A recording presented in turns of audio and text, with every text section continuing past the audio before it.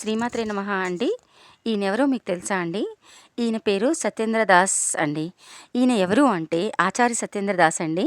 ఈయన మన రామమందిరానికి 34 ఏళ్లుగా పూజారిగా అర్చకత్వం చేస్తూ ఉన్నారండి. ఈయనని 1992లో పూజారిగా నియుక్తం చేశారండి. అప్పుడు అసలు గుడి లేదు, ఏమీ లేదు. ఒక చిన్న టెంట్‌లాగా, షెడ్‌లాగా వేసి రాముడి యొక్క ఫోటోని పెట్టారు. అప్పటి నుంచి ఇప్పటి వరకు ఈయన అక్కడ అర్చకత్వం నిర్వహించారండి. మొన్న మన రామమందిరం కట్టిన తర్వాత కూడా ప్రధాన అర్చకుడిగా ఈయననే ఉంచారండి. సో, అసలు అతనికి ఎంత భక్తి అంటే అతని సంకల్పం గొప్పదనుకోవాలో. అతనికి హెల్త్ ఇష్యూస్ ఉన్నాయి. హెల్త్ ప్రాబ్లమ్ కూడా ఉంది. బట్ ఆయన గుడి కట్టిన తర్వాతే అసలు ఇదంతా అయిన తర్వాతే తన ప్రాణం పోవాలి అని అనుకున్నారేమో.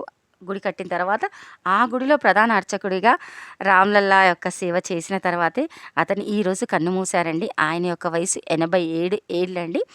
సడెన్‌గా ఆయనకి షుగరు అండ్ బీపీ ఉన్నాయి. బ్రెయిన్ స్ట్రోక్ వచ్చింది. సో, ఫిబ్రవరి 3న ఆయన హాస్పిటల్‌లో అడ్మిట్ చేశారండి, న్యూరాలజీ హాస్పిటల్‌లో. ఈరోజు ఆయన కన్నుమూశారండి. ఈయన ఎంత గొప్ప వ్యక్తి అంటే రామభక్తుడండి, పరమ రామభక్తుడండి. ఈరోజు ఆయన్ని సరాయు నదిలో జలసమాధి చేయడం జరిగింది అండి.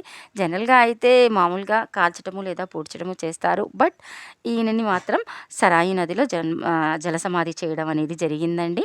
ఈయన 34 ఏళ్లుగా రామ్‌లల్లా సేవ చేస్తూ అర్చకత్వం నిర్వహించారండి. గుడి కట్టిన తర్వాత కూడా మొన్న లాస్ట్ ఇయర్ గుడి కట్టిన తర్వాత కూడా ఈయన్నే ఈ గుడిలో ప్రధాన అర్చకుడిగా నిర్వహించడం అనేది జరిగిందండి. ఆయనే మొన్నటి వరకు కూడా సేవలు చేసుకున్నారండి. నవంబర్ 3న ఫిబ్రవరి 3న సడన్‌గా బ్రెయిన్ స్ట్రోక్ రావడం వల్ల అనారోగ్యరీత్యా హాస్పిటల్‌లో అడ్మిట్ చేయడం జరిగిందండి. ఈరోజు ఆయన కళ్ళు మూయడం అనేది జరిగిందండి. శ్రీమాత్రే నమః.